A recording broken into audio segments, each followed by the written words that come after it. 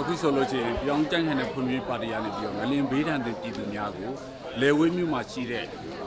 မဟာစီရိတ်တာမှာခိတ္တတဲခုနေကြတဲ့ဘေးဒဏ်တွေပြည်သူ350ကိုထမင်းတို့ဝေပါတယ်ကျမ်းမာရေးစောင့်ရှောက်မှုအခမဲ့စေဝါကူတာမှုဆောင်ရွက်ပေးပါတယ်ဒီလုပ်ငန်းစဉ်မှာဆိုလို့ရှိရင်တော့ပါတီဥက္ကဋ္ဌကြီးဥက္ကဋ္ဌကြီးကိုယ်တိုင်လာရောက်ပြီးတော့အားပေးတယ်ဥက္ကဋ္ဌကြီးနဲ့အတူဒုတိယဥက္ကဋ္ဌများဖြစ်ကြတဲ့ဦးမြဟိကုလထုံးလုံးနဲ့အတူအဖွဲ့လိုက်စုပေါင်းညီညာစွာနဲ့ပြည်သူလူထုရဲ့ကျန်းမာရေးဆောင်ရှောက်မှုစားရေးတောက်ရေးနေရေးထိုင်ရေးကိုလာရောက်ကြည့်ရှုတဲ့ခမင်းတို့ပေးဝေပြီးတော့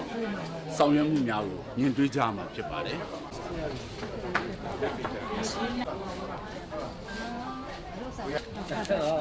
ဘူးတယ်နော်ဖိုက်ဆံရောလာကိုလာဦးရရင်ဟုတ်တော့မရသေးဘူးကျော်တမကြီးလက်မနဲ့ကြီးလက်နဲ့ဟာလားဟုတ်ကဲ့တမီးကအဲ့တိတိ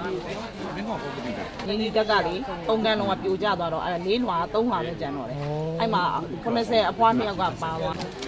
စစ်ပေးတဲ့နေရာဖြစ်ပါလားဒီလူလူ